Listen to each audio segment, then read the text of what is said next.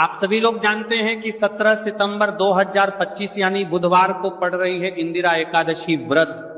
वह तिथि है जो आश्विन मास में पड़ने वाली सबसे बड़ी तिथि इंदिरा एकादशी व्रत है और इसका बहुत ही बड़ा और विशेष महत्व होता है। अगर कभी भी मौका लग जाए तो आप लोगों को पीपल के पत्ते पर राम लिखकर बहुत छोटा सा उपाय करना है। इन दोनों का संयोग बहुत ही कम आता है। आपको एक पीपल के पत्ते पर राम वाला उपाय तो आपको अवश्य ही करना चाहिए, क्योंकि ऐसा दिन पूरे साल में सिर्फ एक ही बार आता है। भी लोग जानते हो कि बुधवार का अगर सबसे बड़ा कोई उपाय है तो वह पीपल के पत्ते पर राम वाला उपाय। बुधवार एकादशी के दिन आप लोगों को इस पीपल के पत्ते पर राम लिखकर बहुत छोटा सा उपाय करना है। बहुत सारे लोग होंगे जिन लोगों ने इस उपाय को ना किया हो, मतलब पूरा साल निकल गया, उन्होंने किसी भी दिन इस पीपल के पत्ते पर राम वाला उपाय को ना किया। आपके पास एक पहला मौका बचा हुआ है जो कि 17 सितंबर 2025 बुधवार एकादशी के दिन है। इस दिन आप लोगों को इस वाले उपाय को जरूर कर लेना है। भले ही आपने पूरे भर इस उपाय को ना किया हो, पर अगर आपने इस आश्विन माह के बुधवार एकादशी के दिन अगर इस वाले उपाय को कर लिया तो आपको इस उपाय को करने का वह फल मिलेगा जिसकी आपने कभी कल्पना भी नहीं करी होगी। इसीलिए आप लोग इस वाले उपाय को एक बार जरूर कर लेना है, ताकि आप लोगों के हाथ से यह मौका ना जा सके और आपको इस उपाय को करने का फल मिल सके। बहुत अच्छे से समझाने वाले हैं। इस वीडियो को देखने के बाद इस उपाय को समझने के लिए आपको कोई और वीडियो को देखने की जरूरत नहीं पड़ेगी। देखिए, इस आश्विन माह के बुधवार एकादशी के दिन यह इतना खास होता है, इतना महत्वपूर्ण होता है। देखा गया है कभी कभी बड़े बड़े पूजा पाठ अनुष्ठान से जो मनोकामना पूर्ण नहीं होते, वह आश्विन माह के बुधवार एकादशी के दिन एक छोटे से उपाय करने से ही आपकी मनोकामना पूर्ण हो जाती है। और बहुत सारे लोगों ने इस उपाय को किया भी है और उनको इस उपाय को करने का फल भी जरूर मिला है। अगर आप लोग भी इस उपाय को करना चाहते हैं तो आप इस उपाय को पहले अच्छे से समझ लेना, सुन लेना, उसके बाद करना। आपको इस उपाय का फल जरूर मिलेगा और इस उपाय को कर लेने से आपके घर में चाहे किसी भी प्रकार की दुख और समस्या क्यों ना चल रही हो, आपको उसका कारण भी नहीं पता है कि भाई ये समस्या किस कारण से चल रही है, उसका कुछ भी कारण हो सकता है। जैसे पितृ दोष हो सकता है या किसी भी तरह का मंगल दोष भी हो सकता है। तो इस दिन आप लोगों को ये वाला उपाय कर लेना है। ये एक ऐसा उपाय है जिस उपाय को अगर किसी विशेष दिन पर किया जाए, दिन का जो है वो तो हमें मिलता ही मिलता है, पर हमने उस दिन पर इस उपाय को किया है तो हमें उससे भी बड़ा फल मिलता है और फल बहुत जल्दी मिलता है, क्योंकि आप इस उपाय को बहुत ही बड़े और विशेष दिन पर कर रहे हैं। तो चलिए अब उपाय के बारे में बात करते हैं, लेकिन उससे पहले आप लोगों के बात करना को यह जानना आवश्यक है कि आखिर यह उपाय किस समय करना है, किसको करना है और कैसे करना है। तो चलिए हम आगे आपको वीडियो में एक एक करके बता देते हैं। लेकिन उससे पहले अगर आप लोग हमारे चैनल पर पहली बार आए हैं या फिर मेरी आवाज आज पहली बार सुन रहे हैं तो हमारे चैनल को सब्सक्राइब जरूर कर लेना और इस वीडियो को लाइक करके कमेंट बॉक्स में श्री शिवाय नमस्तु यम ओम नमः शिवाय जरूर टाइप कर देना। तो दोस्तों, इस पीपल के पत्ते पर राम वाला उपाय को हमें इस बुधवार एकादशी के दिन कैसे करना है, किसको करना है, किस समय करना है और कहां पर करना है, ये सारे सवालों के जवाब आपको इस वीडियो में मिल जाएंगे। और जो ये वीडियो देखे को पीपल के पत्ते पर राम वाला उपाय जरूर करना चाहिए, क्योंकि इस दिन पीपल के पत्ते का भी बहुत ही बड़ा और विशेष महत्व होता है। आ जाए पीपल के पत्ते पर राम वाला उपाय की तो ये सोने पर सुहागा वाली बात हो जाती है और ये एक बहुत ही बड़ा उपाय हो जाता है इस बुधवार का। इस पीपल के पत्ते पर राम वाला उपाय को आखिर करना किसको है, सबसे पहले हम लोग वो बात जान लेते हैं। तो देखो, घर की जो बड़ी माताएं बहनें होती हैं, उन माताओं बहनों में से कोई भी एक बड़ी माता बहन इस वाले उपाय को कर सकती है। अगर आप चाहे तो अपने घर में से सभी सदस्यों को भी इस उपाय को करवा सकते हैं। अगर किसी व्यक्ति की खुद की कोई मनोकामना है, खुद की कोई दुख और परेशानी है जो कि वह अपने लिए ही करना चाहता है, इस वाले उपाय को तो वह खुद अपने लिए भी कर सकता है। बाकी अगर कोई घर में से ऐसा है जो कि अपने पूरे घर परिवार की सुख और शांति के लिए यह वाला उपाय करना चाहता है तो भाई वह भी कर सकता है, उसमें भी कोई दिक्कत वाली बात नहीं है। कहने का मतलब यह है कि इस उपाय को हर एक सदस्य भी कर सकता है और पूरे घर परिवार के सदस्य के लिए घर की बड़ी माताओं बहनों में से कोई एक माता बहन भी कर सकती है। माताएं बहनें अगर घर में उपस्थित ना हो या वह ये वाला उपाय ना कर पा रही हो तो फिर घर का कोई बड़ा सदस्य भी इस पीपल के पत्ते पर राम वाला उपाय को कर सकता है, चाहे फिर वह पुरुष ही क्यों ना हो, उसमें कोई भी दिक्कत वाली बात नहीं है। उसके बाद अगला प्रश्न निकल कर आता है, वह ये आता है इस उपाय को लेकर के, आखिर इस उपाय को हमें किस समय करना है, सुबह के समय करना है कि शाम के समय करना है। तो देखो इस वाले उपाय को आप लोग सुबह के समय भी कर सकते हो और शाम के समय प्रदोष काल में भी कर सकते हो। अब अगर आप पूछो कि भाई साहब सबसे उत्तम समय कौन रहेगा इस पीपल के पत्ते पर राम वाला उपाय को करने का, तो हम आपसे बस यही कहेंगे कि इस उपाय को आप सुबह के समय करेंगे तो ज्यादा बेहतर होगा। बाकी अगर प्रदोष काल शाम के समय भी करेंगे तो भी अच्छा होगा, उसमें कोई भी दिक्कत वाली बात नहीं है। तो अगली सबसे बड़ी और महत्वपूर्ण बात आती है, वह ये आती है कि सुबह अगर हम उपाय को करेंगे तो हमें कितने बजे से लेकर कितने बजे तक के बीच में करना है, और शाम के समय प्रदोष काल में करेंगे तो हमें कितने बजे से लेकर कितने बजे के बीच में करना है। तो देखो सुबह जितनी जल्दी हो सके आप उपाय को करने की कोशिश करना। बाकी अगर किसी कारणवश लेट भी हो जाओ, थोड़ी देर भी हो आए, तो 10 या 11 बजे तक भी आप उपाय कर लेना पर 12 बजे से ज्यादा देरी ना हो, ठीक है, इस बात का ध्यान रखना। उसके समय प्रदोष काल की बात करें, प्रदोष काल का जो समय है होता है वह शाम के 6 बजे से शुरू हो जाता है। मतलब शाम के 6 बजे से लेकर 7 बजे के बीच का जो समय होता है ये समय प्रदोष काल का समय होता है। तो आप इस उपाय को 7 या 8 बजे के बीच में भी कर सकते हैं।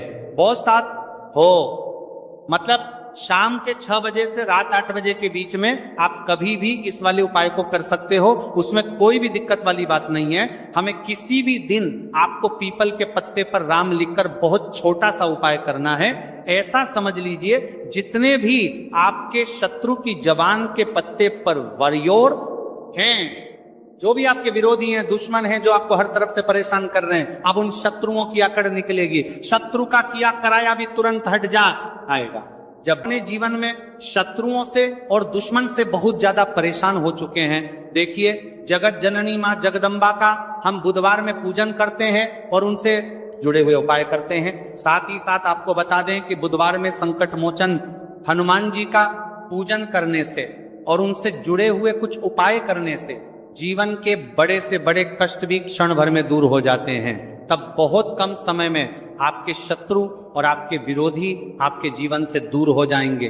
आपके दुश्मन लाख कोशिश करने के बाद भी आपका बाल भी बांका नहीं कर पाएंगे अगर आप बुधवार में इस छोटे से उपाय को कर लेते हैं। अब देखिए आज का जो समय है ये कलयुग का समय है और कलयुग के एकमात्र देवता जो अपने भक्तों के जीवन से सारे कष्टों को दूर कर देते हैं वह स्वयं है संकट मोचन हनुमान जी। और संकट मोचन हनुमान जी का पूजन अगर आप बुधवार में करते हैं और उनसे जुड़ा हुआ ये छोटा सा उपाय अगर आप बुधवार में किसी भी दिन कर लेते हैं तो ऐसा समझ लीजिए आपके जो शत्रु हैं, आपके जो विरोधी, आपके जो दुश्मन हैं, ये किसी भी तरह से आपको परेशान करने का प्रयास कर लें, आपका बाल भी बांका नहीं कर पाएंगे।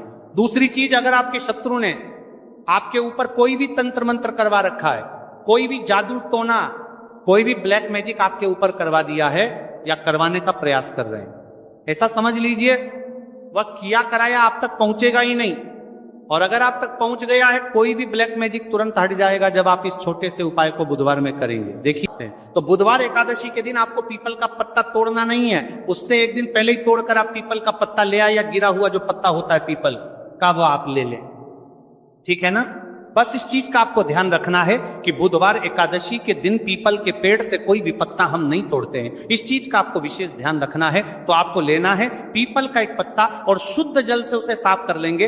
अगर पीपल के पत्ते पर हो तो वह हट जाए, फिर गंगा जल का थोड़ा सा छिड़काव यानी थोड़ी सी छींटे आपको इस पीपल के पत्ते पर मारनी है और इस पीपल के पत्ते को फिर कपड़े से पोंछकर आपको साफ कर लेना है, बिल्कुल सूखा लेना है। अब आपको लेना है थोड़ा सा सिंदूर, जो केसरिया वाला सिंदूर आता है जो हम संकट मोचन हनुमान जी को चढ़ाते हैं, वह केसरिया सिंदूर आपको लेना है। थोड़ा सा जल डाल के इसे गीला कर लेंगे और इसी सिंदूर से इस पीपल के पत्ते पर आपको भगवान राम का नाम लिखना है। एक आपको चमेली के तेल का या सरसों के तेल का दीपक तैयार करना है और एक कोई भी आपको लेनी है मिठाई में। यहां पर आप बूंदी का प्रसाद ले सकते हैं, बेसन का लड्डू ले सकते हैं, और अगर आप इमरती ले लेते हैं तो ये और भी उत्तम है। देखिए, इमरती का जो भोग होता है यह संकट मोचन हनुमान जी को बहुत ज्यादा प्रिय है। अब ये सारी चीजें लेकर आपको जाना है संकट मोचन हनुमान जी के मंदिर में। तो देखिए, श्राद्ध पक्ष की दशमी, एकादशी और द्वादशी, इन 3 तिथियों पर एक रोटी में थोड़ा सा मीठा रखकर सोमक पितृ का नाम लेकर यदि गाय को खिला दिया जाता है तो अगर कोई पूर्वज प्रेत योनि में भी पड़ा हुआ होता है, भटक रहा होता है, जिसको पिंड नहीं मिला, जो अचानक मर गया होता है, अधोगति में चले गया होता है, उस जीव की मुक्ति दशमी श्राद्ध पक्ष की, एकादशी श्राद्ध पक्ष की और द्वादशी श्राद्ध पक्ष की, ये 3 दिन सोमक पितृ का नाम लेकर रोटी में, पूड़ी में मीठा रखकर अगर गाय को खिला दिया जाता है ये 3 दिन तक, तो वो पितृ कभी भटकते नहीं है, उनको मुक्ति प्राप्त हो जाती है मोक्ष में। पितृपक्ष को हम समझे। किसी ने कहा नखून मत काटना, किसी ने कहा नया कपड़ा मत लेना, पितृपक्ष में 16 दिन नए कपड़े नहीं लेना चाहिए, कोई कहे ये नहीं करना चाहिए, कोई कहे मकान का मुहूर्त, कोई कहे ये मुहूर्त, कोई कहे वो मुहूर्त, कोई कहे अच्छा काम करने के लिए मत जाओ, अच्छा मंगल कार्य के लिए आगे मत बढ़ो। शिव महापुराण की कथा कहती है कि पितृ बुरे नहीं होते हैं,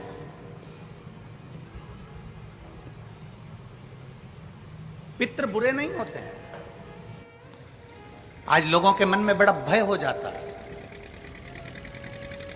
व्हाट्सएप खोलो, फेसबुक खोलो तो ब्राह्मणों के लिए लोग कमेंट्स करना प्रारंभ कर देते हैं कि अब श्राद्ध पक्ष चालू हो गया, ब्राह्मण जीमने के लिए जाएंगे। कोई ब्राह्मण की तुलना कौवे से कर देता है, कोई कुछ कह देता है, कोई कुछ कह देता है। ना,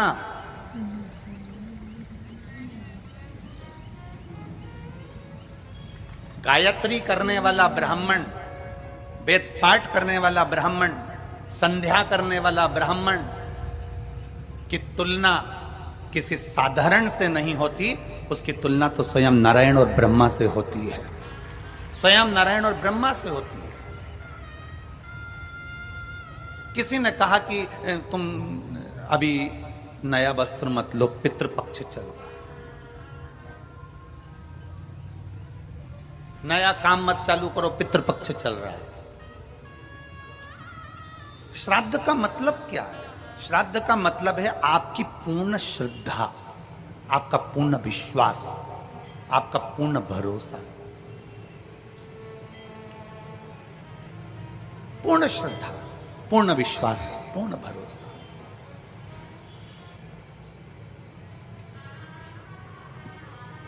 पितृपक्ष श्राद्ध का समय गलत समय नहीं है। कोई काम आपको शुरू करना है तो पितृपक्ष में शुरू कर सकते, बस पितृपक्ष में एक काम चालू करो।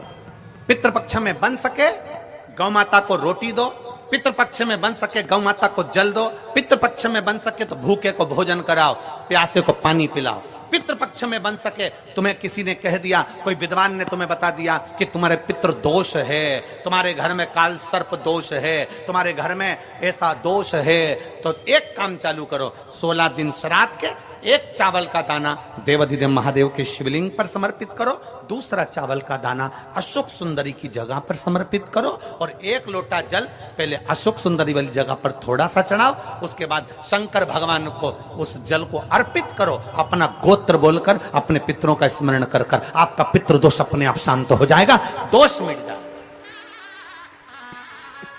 आपका पितृ दोष शांत,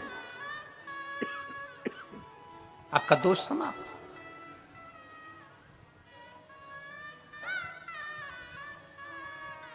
एक चावल का दाना शिवलिंग के ऊपर, एक चावल का दाना अशोक सुंदरी के ऊपर। और जल कहां चढ़ाना है पहले? जम के बोलो जरा, आवाज नहीं आई, जम के बोलो जरा। अशोक सुंदरी की जगह। और फिर जल कहां चढ़ाना है? शिवलिंग के ऊपर। शंकर बाबा क्या बोलकर? अपना गोत्र। जिसको गोत्र नहीं मालूम उसको एक चीज मालूम होना चाहिए, शंकर का नाम। श्री शिवाय नमस्तुभ्यम। ओम नमः शिवाय, नमः शिवाय। गौरी शंकर। शिव महापुराण की कथा कहती है, दक्ष प्रजापति के पुत्रों को देवऋषि नारद ने भजन में लगा दिया। एक बेटी हुई जिसका नाम था स्वधा। क्या नाम है उसका? जम के बोलिए जरा, स्वधा। जितने लोग कथा सुन रहे हैं आस्था चैनल पर, पंडाल में, फेसबुक, यूट्यूब पर, तर्पण शिव महापुराण में इस नाम का उच्चारण 5 बार आप लोगों को करना है। ये स्वधा दक्ष प्रजापति की बेटी है और पितरों की धर्म पत्नी है। इस पितरों की धर्म पत्नी स्वधा का नाम लेने से, अगर हमने कंडा, गोबरी, गाय का जो गोबर होता है कंडा, उसको जलाकर अगर धूप नहीं दी हो, या किसी ब्राह्मण को भोजन आदि नहीं कराया हो, या तिलांजलि तर्पण नहीं करा हो, पिंड नहीं दिया हो, या श्राद्ध पक्ष में किसी को कोई दान ना करा हो, तो उसका दोष ना लगे, उसके लिए तर्पण शिव महापुराण में पितरों की धर्म पत्नी स्वधा का नाम का स्मरण आप और हमको साथ में करना। सभी लोग एक साथ में बोलेंगे, स्वधा स्वधा स्वधा स्वधा स्वधा। बस ये 5 बार जो उच्चारण आपने पितरों की धर्मपत्नी स्वधा का करा है, जिस समय पर पितृलोक से आर्यमा देव के साथ में हमारे यहां पर आते हैं, और मेरा बहुओं से निवेदन है, बेटियों से निवेदन है, माताओं से निवेदन है, मान लो आपको कोई ब्राह्मण देवता ने कहा कि आपके यहां पितृदोष है,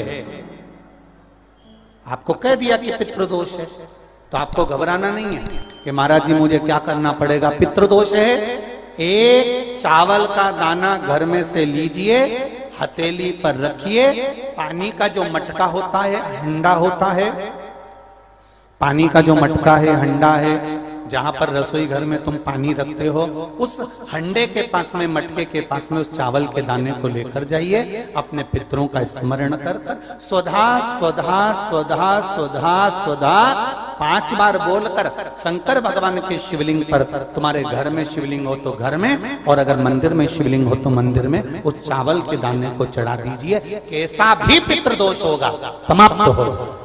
मात्र स्वधा का स्मरण बहुत।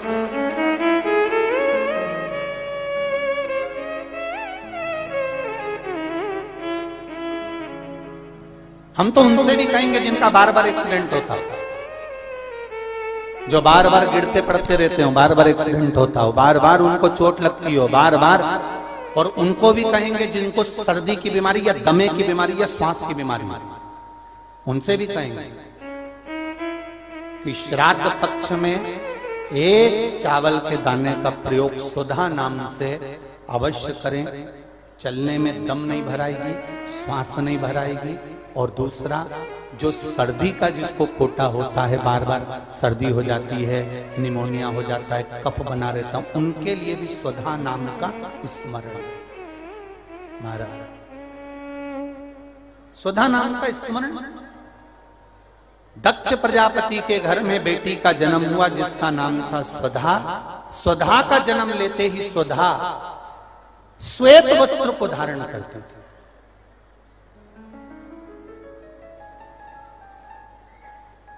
कोई वस्त्र अगर स्वधा पहन रही है तो श्वेत वस्त्र धारण कर रही है। एक दिन माता प्रसूति ने स्वधा को बुलाया, सुधा आप इधर आओ।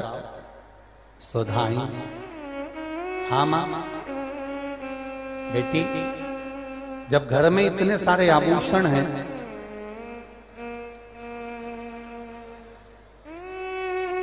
और घर में इतने सारे आभूषण जब रखे हुए हैं, तो तुम उन आभूषणों को धारण क्यों नहीं करते? उन आभूषणों को क्यों नहीं पहनते? घर में इतने सारे वस्त्र रखे हैं, तो तुम उन वस्त्रों को धारण क्यों नहीं करते?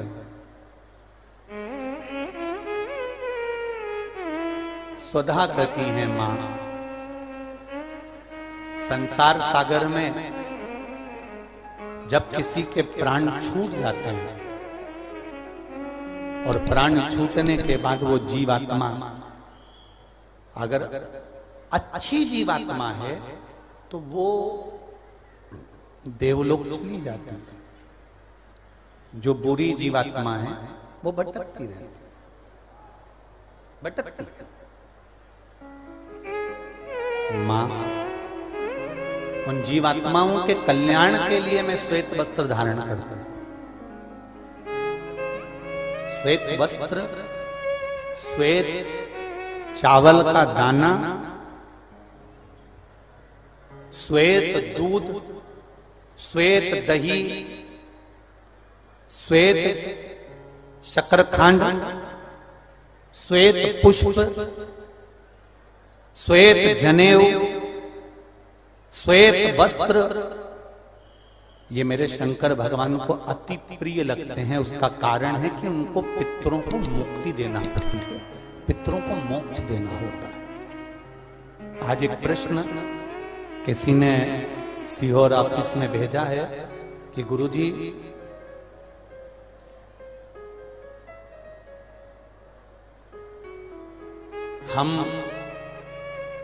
हमको श्राद्ध पक्ष में हम जो ब्राह्मण को भोजन कराते हैं या हम किसी को भोजन कराते हैं, तो वो हमारी जीवात्मा को क्या वो मिलता है?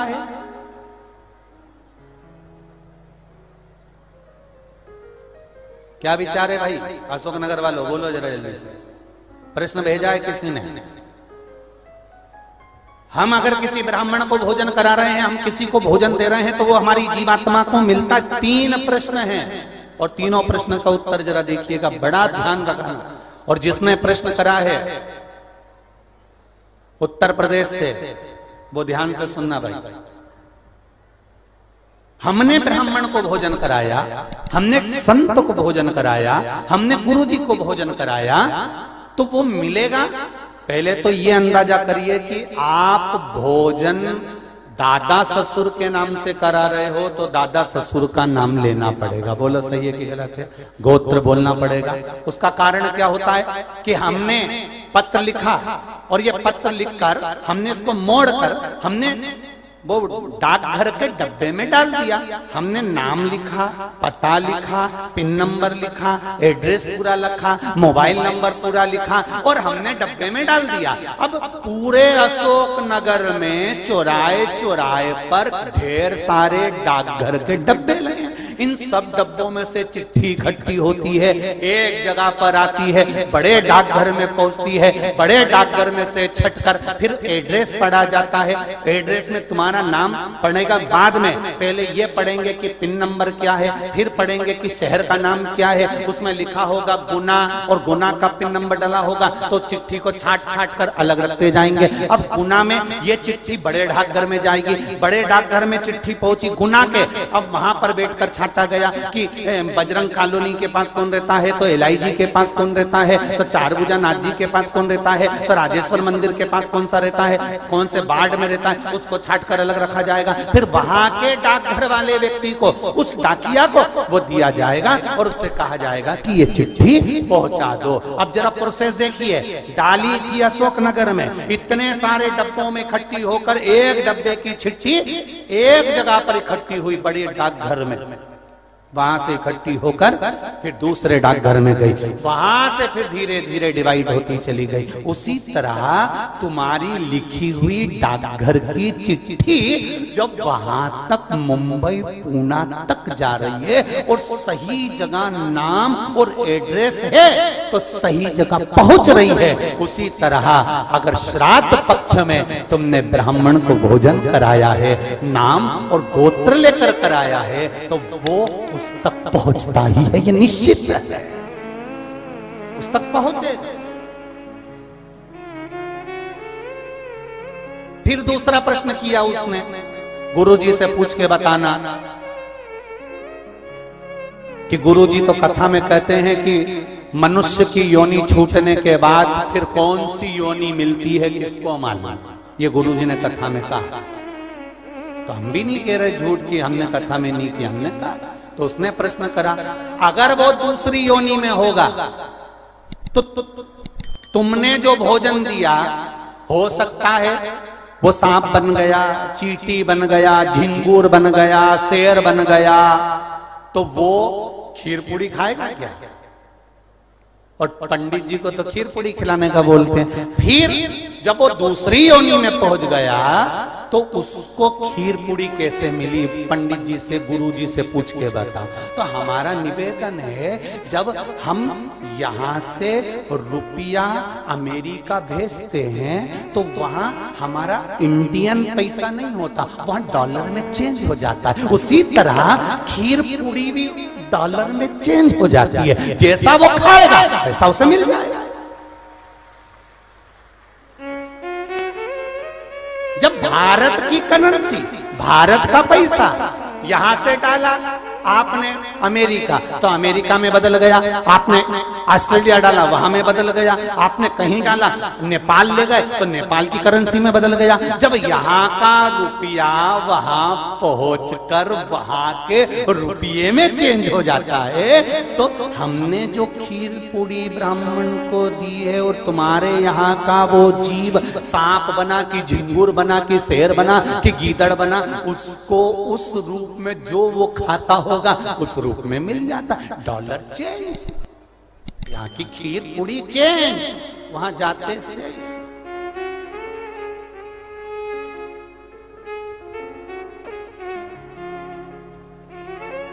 फिर तीसरा प्रश्न लिखा, अगर हमारे घर के पूर्वज शिव महापुराण की कथा सुन सुन के तर गए तो फिर हम श्राद्ध काय को करें?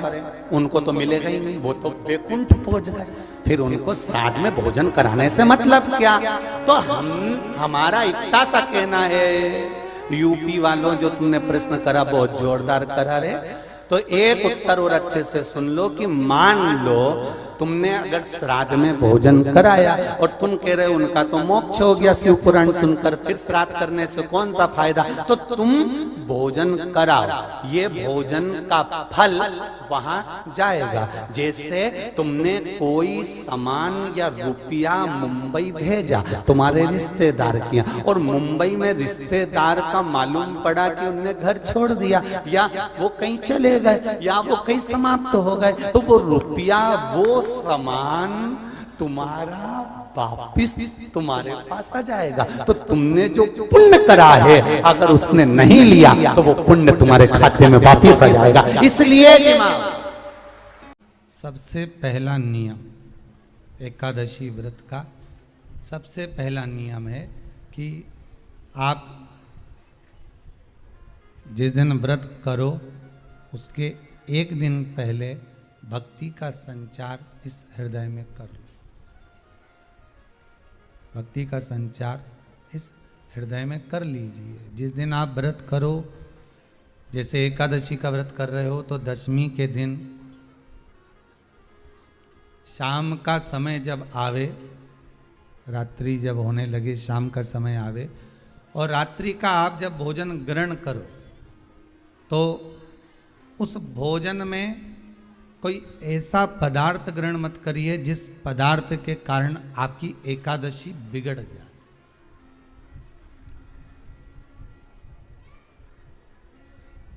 कोई बेकार भोजन हमें ग्रहण नहीं करना,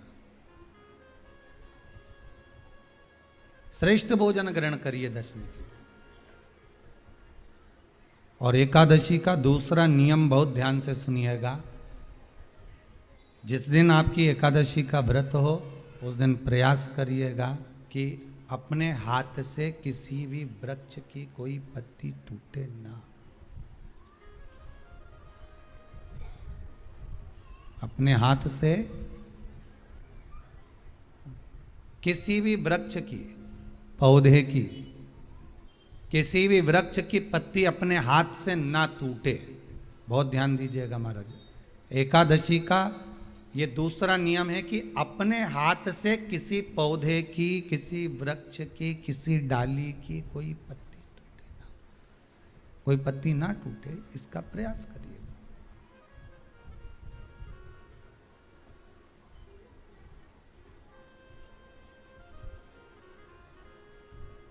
कितना सुंदर व्याख्यान कहा है, कितना सुंदर वर्णन है महाराज कि मात्र एकादशी का व्रत कर लेने पर, मात्र एकादशी का व्रत कर लेने पर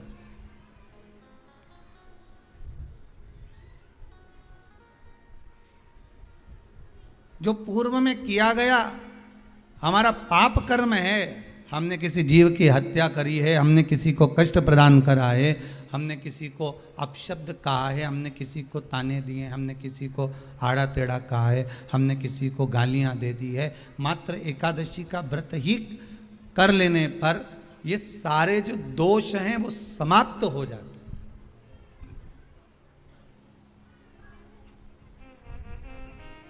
सारे दोष हमारे समाप्ति पर आ जाते हैं।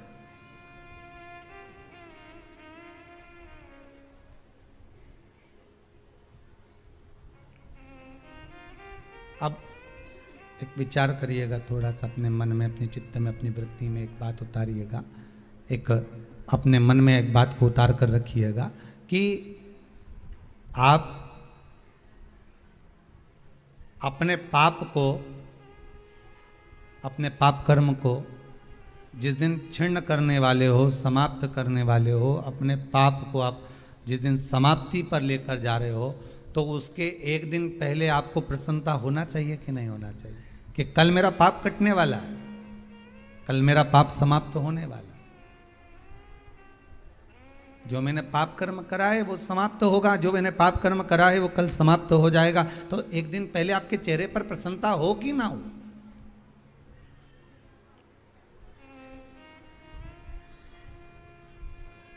और चेहरे पर वो प्रसन्नता आपके आना चाहिए कि कल मेरा एकादशी का व्रत है, आज दशमी है, कल एकादशी का व्रत है, तो कल मेरी जब एकादशी का व्रत रहेगा तो मेरा ना जाने कितना कितना पाप, कितना असत्य, कितना झूठ, कितना प्रपंच वो समाप्त हो जाएगा। इसमें मुझे प्रसन्नता हो, इसमें मुझे आनंदता हो।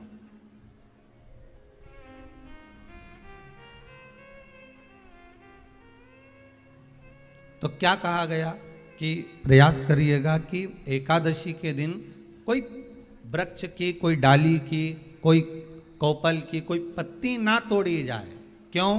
तो कहा अगर उस पत्ती को हम तोड़ देते हैं, वृक्ष की पत्ती को या क्यारे में लगी हुई कोई डाली की पत्ती को हम तोड़ देते हैं तो एकादशी का पुण्य फल प्राप्त नहीं होता, एकादशी का कोई फल हमारे खाते में नहीं जाता, पुण्य फल प्राप्त। अब फिर भले तुम चाहे तुमने मोरधन खाया हो, चाहे तुमने फिर चिप्स खाई हो, चाहे तुमने फिर व्रत का कितना ही सामान खा गए हो और तुमने सोचा कि आज मेरी एकादशी है, तो फिर उसका कोई फल प्राप्त नहीं है, उसका कोई सुख प्राप्त नहीं है आपको, फिर उसका कोई आनंद प्राप्त नहीं है आपको, फिर उसमें कोई आनंद की अनुभूति आपको नहीं मिल रही।